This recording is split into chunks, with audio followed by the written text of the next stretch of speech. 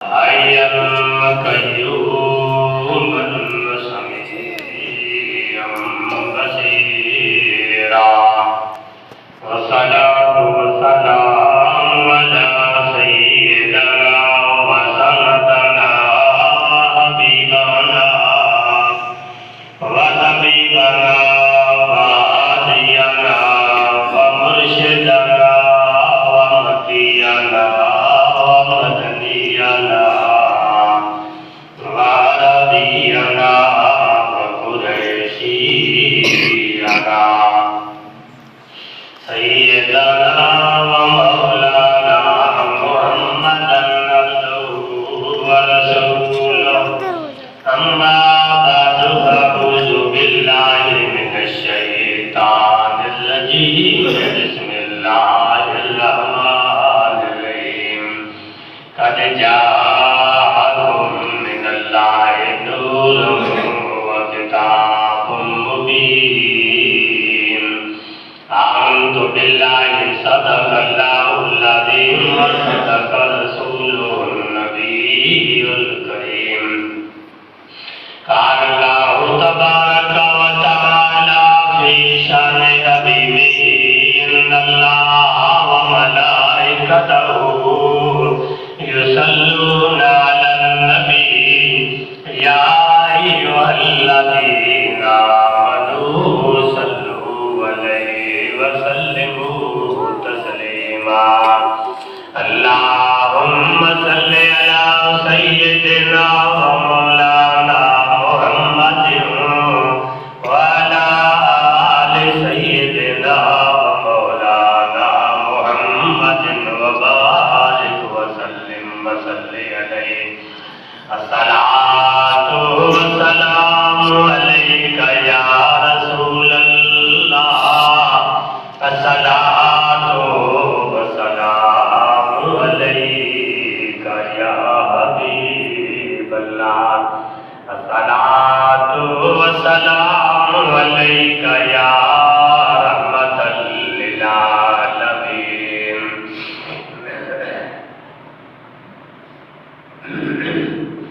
الحمدللہ سجدہ اللہ رب العزت کی دربار میں پیش کرنے کے بعد درود برکات سید الوجود آقا نامدار محمد مصطفیٰ احمد مجتبیٰ صلی اللہ تعالی علیہ وسلم کے دربار میں پیش کرنے کے بعد جو آیات مبارکہ تلاوت کی ہے اس میں اللہ رب العزت نے پیارے محبوب صلی اللہ تعالی علیہ وسلم کے نور مبارک کا ذکر فرمایا ہے۔ پیارے محبوب صلی اللہ تعالی علیہ وسلم کا نور مبارک جب حضرت عبداللہ کی گوشت میں آیا تو بڑی سی عورتیں نے تمنا کی کہ حضرت عبداللہ کے ساتھ میری شادی ہو جائے، ہم پیارے محبوب کی ماں بن جائیں۔ تو عرب کے اندر یہ دستور تھا کہ جب لڑکی پیدا ہوتی اس کو زندہ تصور کر کے اس کو دفن کر دیتے۔ تو پیارے محبوب صلی اللہ تعالی علیہ وسلم کے نانا جان نے اس کے گھر میں اولاد نہیں ہوتی تھی، اس نے بیت اللہ میں دعا کی کہ اللہ رب العزت اگر تو مجھے بیٹا نہیں عطا کرتا تو لڑکی بھی عطا کر دے، اور میں وعدہ کر رہا ہوں کہ رب کائنات کے میں اس کو یعنی زندہ دفن نہیں کروں گا، وہ زندہ دنیا میں رہے۔ اللہ رب العزت نے حضرت وہب کو لڑکی عطا فرمائی۔ جب پیدا ہوگی تو آپ نے عرب والوں کو بلایا، بلا کر کہا کہ اے عرب والے کہ ہمارا دستور یہ ہے کہ جس کے گھر میں لڑکی پیدا ہوتی ہے اس کو زندہ مار کے یا زندہ قبر کے اندر دفن کر دیتے۔ میں نے منت مانی ہے رب کائنات کے اگر تو مجھے بیٹا نہیں دیتا تو لڑکی دے دے۔ رب کائنات نے مجھے عطا کی ہے، میں اس کو ماروں گا نہیں اور دفن نہیں کروں گا۔ عرب والے کہنے لگے کہ یہ ہمارے علاقے کا ایک رواج ہے، ہم رواج کو کیسے چھوڑیں گے، یہ رواج ہم سے ختم نہیں ہو سکتا۔ تو وہ بھی اکڑ گئے کہ میں یہ کام نہیں کر سکتا، اگر کہو تو میں مکہ چھوڑ کے کسی اور مقام پہ چلا جاؤں گا اور ملک میں چلا جاؤں گا اور جگہ پہ چلا جاؤں گا، پر یہ کام نہیں کروں گا۔ میں نے منت مانی ہے، اللہ رب العزت نے مجھے عطا کی ہے۔ کچھ لوگ اس پہ راضی ہو گئے، کہنے لگے چلو ٹھیک ہے، اگر تو نے منت مانی ہے تو آج کے بعد ہم بھی لڑکیوں کو زندہ دفن نہیں کریں گے اور اس کو ماریں گے۔ تو آپ نے فرمایا کہ بتلاؤ کہ اس کا نام کیا رکھیں؟ تو آپ اس بات پہ راضی ہو گئے کہ آج کے بعد یعنی ہم لڑکیوں کو دفن نہیں کریں گے، تو اس کا نام کیا رکھیں؟ تو بیٹھ کر مشورہ کیا کہ یعنی اس کے آنے سے یہاں عرب کے اندر مکہ کے اندر امن آ گیا ہے لڑکوں کے لیے، تو اس کا نام بھی آمنہ رکھا۔ یعنی جس کی وجہ سے امن آیا، لڑکیاں آج کے بعد نہیں ماریں گے، امن آ گیا ہے، اس کا نام آمنہ ہی رکھ دو۔ تو حضرت وہاب نے اپنے پیارے محبوب صلی اللہ تعالی علیہ وسلم کی والدہ کا نام آمنہ ہی رکھا۔ تو کسی نے کیا خوب کہا، امن والے آئے زمانے میں تو امن آیا، کہ امن والے آمن آئے، مکے کے اندر سے ہر کسی کے لیے امن آ گیا۔ کوئی آدمی عرب کے اندر اپنی لڑکی کو زندہ تربور نہیں کرے گا، نہیں مارے گا، آج کے بعد امن آ گیا ہے۔ حضرت عبداللہ ایک دن جنگل کے اندر جا رہے تھے تو 70 یہودی چھپ کے بیٹھے ہوئے تھے کہ حضرت عبداللہ کو ختم کر ڈالو، کہ اگر یہ زندہ رہا تو ہم بنی اسرائیل کی قوم میں سے نبوت بنی ہاشم کے پاس چلی جائے گی۔ حضرت عبداللہ کو مار دو، یہ ختم ہو جائے گا، نبوت نہیں جائے گی۔ ان کی کتابوں کے اندر لوگوں نے پڑھا تھا کہ اس کے اندر وہ نشانیاں پائی جاتی ہے جو آخر زمان نبی آئے گا۔ آپ جب گئے تو 70 یہودی نے یکدم حملہ کر دیا۔ تو حضرت وہاب فرماتے ہیں میں دور کھڑے ہو کر دیکھ رہا تھا، جب یہودیوں نے حملہ کیا تو میں نے آواز دی، میں نے سوچا کہ یہ 70 ہے، ہم دونوں تو ان کا مقابلہ نہیں کر سکتے۔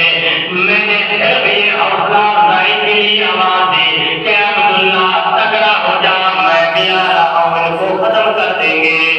حضرت عبداللہ ان کے پاس لڑنے لگے، رب کائنات نے آسمان سے فرشتے بھیجے، 70 یہودیوں کو ختم کر ڈالا۔ اللہ رب العزت نے فرمایا کہ لیقضی اللہ امرا کان مفعولا، کہ میں اللہ رب العزت کا جو فیصلہ ہو جاتا ہے، دنیا والے اگر سارے بھی جمع ہو جائے تو وہ میرا فیصلہ ہو کر رہے گا۔ فرمایا کہ یریدون لیطفئوا نور اللہ واللہ متم نورہ ولو کرہ الکافرون۔ میں اللہ کے نور کو یہ لوگ ختم کرنا چاہتے تھے، یہودی اور کافر لوگ، میں رب کائنات نے فرمایا میرے نور کو تم ختم نہیں کر سکتے۔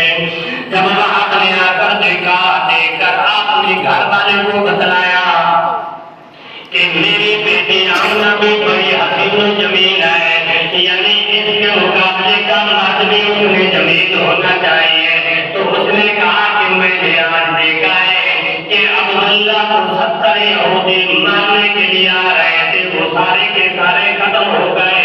میرا دل تو کرتا ہے کہ آمنہ حضرت عبداللہ کو دے دے تاکہ ہمارے گھر کے اندر نبوت آ جائے۔ تو ماں کہنے لگی کہ اب ہو جائے۔ حضرت وہاب کرنے لگے کہ اپنی لڑکی کو زیور اچھا دینا ہے تو خود چل کر جانا پڑے گا۔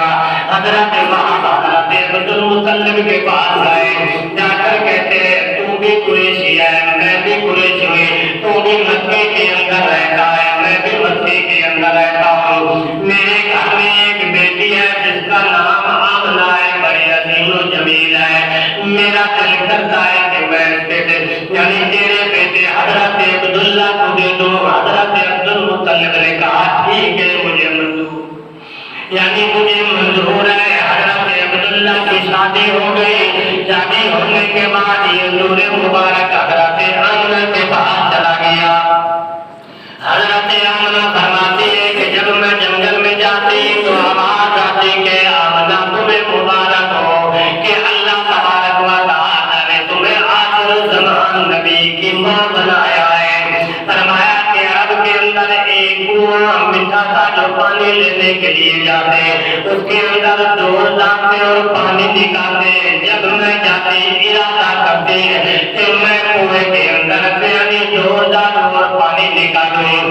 کنویں میں آواز آتی کہ آمنہ تو تکلیف نہ کر, میں پانی کو بھرا جاتا ہوں کنویں سے کھڑا بھرنے, کیونکہ تو آخر الزمان نبی کی ماں ہے. ہم نہیں پیروی کریں گے تو اور کرے گا.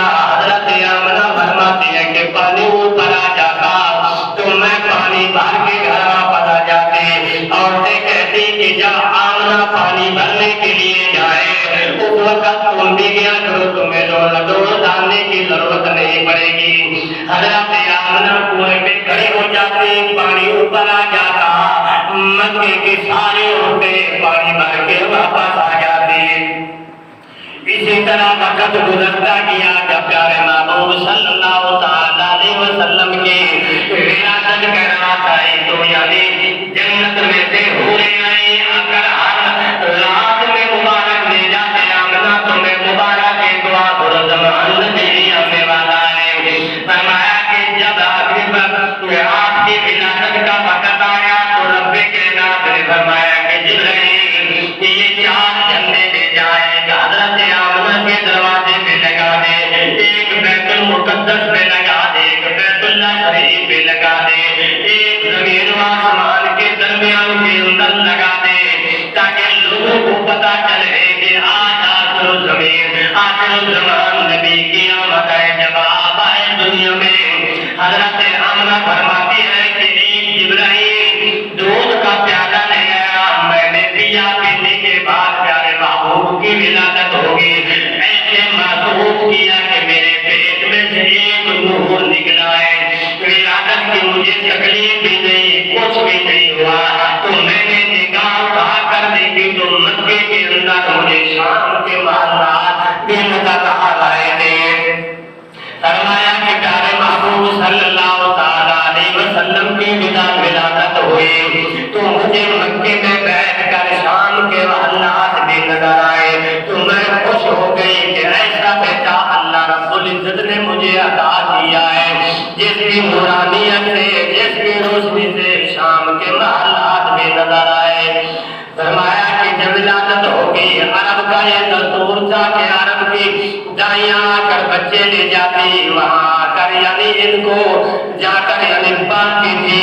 جو حضرت صہیبہ اس وقت پیارے محبوب کے گھر میں تھی, نوکرانی جا کر ابو لہب کو کہتی ہے, اس کی نوکرانی تھی, کہتی ہے کہ ابو لہب کہ تیرے بھائی عبداللہ کے گھر میں بیٹا ہوا ہے, ایسا حسن و جمال والا میں نے آج تک کبھی نہیں دیکھا. تو اس یعنی ابو لہب نے کہا کہ اے صوبیا کہ میں نے تمہیں آزاد کر دیا ہے اس لیے کہ مجھے خوشخبری سنائی ہے کہ میرے بھائی کے گھر میں بیٹا پیدا ہوا. جب ابو لہب مر گیا, مرنے کے بعد کسی نے دیکھا کہ ابو لہب کو دیکھو کہ ان کے ساتھ کیا عذاب ہوا ہے. فرمایا کہ جب مرنے کے بعد ایک بزرگ جا کر بیٹے پوچھا کہ ابو لہب بتلا. ابو لہب کہتا ہے کہ جب پیر کی رات آتی ہے, میرے آقا کی ولادت کی رات آتی ہے, جس حضری سے میں نے آخری نوکرانی کو آزاد کیا تھا کہ میں نے تمہیں آزاد کر دیا, اس حضری سے یعنی دودھ بھی آتا ہے, پانی بھی آتا ہے, میں پی لیتا ہوں, مجھے 8 دن کی تکلیف ختم ہو جاتی ہے. یہ دربار محمدی ہے یہاں, اب تو کیا کہنا, یہاں سے غیر بھی خاک خالی نہیں جایا کرتے. اللہ رب العزت نے میرے آقا کی آمد کی خوشی میں صرف اس نے نوکرانی کو آزاد کیا تو اللہ رب العزت نے کافر کو بھی انعام عطا فرمایا کہ اے کافر کہ یہ نہ سمجھ کے صرف انعام مسلمانوں کو ملے گا، کافروں کو نہیں۔ جن لوگوں نے میرے محبوب کی آمد کی خوشی منائے، میں نے کافروں کو بھی انعام عطا کیا۔ اس روبلی سے دودھ بھی آتا ہے، پانی بھی آتا ہے، 8 دن کی بھی پیاس اور تکلیف ختم ہو جاتی ہے۔ حضرت حلیمہ اپنے قبیلے میں چلی اور عورتیں بھی چلی اور مکے کے اندر آئی۔ آپ کی اٹھنی بھی کمزور تھی، پیچھے رہ گئی۔ دائیں آئی، بیامیوں کے بچے لے گئے۔ آپ یعنی کعبے کے اندر آ کر بیٹھی، دائیں کہنے لگی مکے کے اندر اور تو کوئی لڑکا نہیں، ایک یتیم یعنی عبداللہ کے گھر میں آئے، لینا ہے تو لے جا۔ حضرت حلیمہ اپنے خامد سے مشورہ کر دیا ہے۔ خامد نے کہا کہ خالی جانے سے بہتر اور چلو یتیم بچہ بھی لے جاتے ہیں۔ تو حضرت حلیمہ جب دروازے پر گئے تو اندر سے خوشبو آ رہی تھی، مہک آ رہی تھی کہ ایسی خوشبو کہ آج تک میں نے کبھی زندگی میں نہیں سنی کہ یہ تو یتیم کا گھر ہے کہ ایسی خوشبو کہاں سے آئی۔ حضرت حلیمہ فرماتی ہے میں نے دروازہ کھڑکایا تو اندر گئے۔ حضرت آمنہ نے کہا کہ حلیمہ ایسا تو خود میرا بیٹا رات کو اللہ کا ذکر کرتا ہے، دن کو آرام کرتا ہے۔ حضرت حلیمہ نے کہا کہ وہ بیٹا مجھے دکھا تو دے۔ جب حضرت حلیمہ فرماتی ہے میں نے اس وقت آپ آرام کر رہے تھے، سفید اونی کپڑا پہنا ہوا تھا، جب میں نے چہرے سے اٹھایا تو میں فدا ہو گئی، کہنے لگی کہ اگر آمنہ نے یہ لڑکا مجھے نہ دیا تو میں اپنی یہاں جان دے دوں گی۔ حضرت پیر میرا شرواتے والضحیٰ مکھرا واللیل ظلم شاشانی متھے چمکت لات الرحانی لم یخلق الرحمن مثل محمد عقدہ عقدہ لا یخلقون ان الرزیۃ لرزیۃ مثلها فقدان مثل محمد و محمدی ان الرزیۃ لرزیۃ مثلها فقدان مثل محمد و محمدی۔ حضرت حلیمہ نے اٹھایا، اٹھانے کے بعد آپ نے چھاتی سے لگانے کے بعد دودھ پلایا تو میرے آقا نے دودھ پینا شروع کر دیا۔ لوگ تو کہتے ہیں کہ دائیوں میرے آقا کو قبول نہیں کیا، تو میرے آقا نے امیر دائیوں کو قبول نہیں کیا، اس لیے کہ میں بھی غریب ہوں، دائی بھی غریب ہے، یعنی دین پڑھنے والے بھی میرے غریب ہوں گے۔ قیامت والے دن جب اٹھیں گے تو میرے جھنڈے کے نیچے بھی غریب ہوں گے۔ لوگ تو کہتے ہیں کہ میرے آقا نے دائیوں کو قبول نہیں کیا، اس لیے کہ آپ دنیا کے اندر آئے تو غریب بن کر آئے اور غریب دائی نے اس کو پسند کیا، تو آپ نے دعا بھی یہ کریں اللہم مسکینا و یتیما کہ اللہ تبارک و تعالی جب قیامت کے دن جب میں اٹھوں تو میرے جھنڈے کے نیچے غریب اور مسکین ہو۔ آپ نے دنیا دار کے لیے دعا نہیں کی کہ امیروں ترین میرے جھنڈے کے نیچے ہو، بڑے پیسے والے، بڑے بڑے کوٹھیوں والے، بڑے بڑے گاڑیوں والے کہ میرے جھنڈے کے نیچے ہو۔ فرمایا کہ نہیں، اللہم مسکین و یتیما کہ میں بھی مسکین یتیم ہوں، مجھے مسکین اور یتیم پسند ہے۔ فرمایا کہ میرا قرآن پڑھنے والے بھی مسکین اور غریب ہوں گے، اور فرمایا کہ دین کو اپنانے والے بھی غریب و مسکین ہوں گے۔ جب قیامت کے دن اٹھیں گے تو غریب و مسکین ہوں گے۔ یعنی دنیا کے اندر آپ تجربہ کر کے دیکھ لیں، جتنے قرآن پڑھنے والے غریب ہوں گے، امیر کوئی نہیں ہوگا۔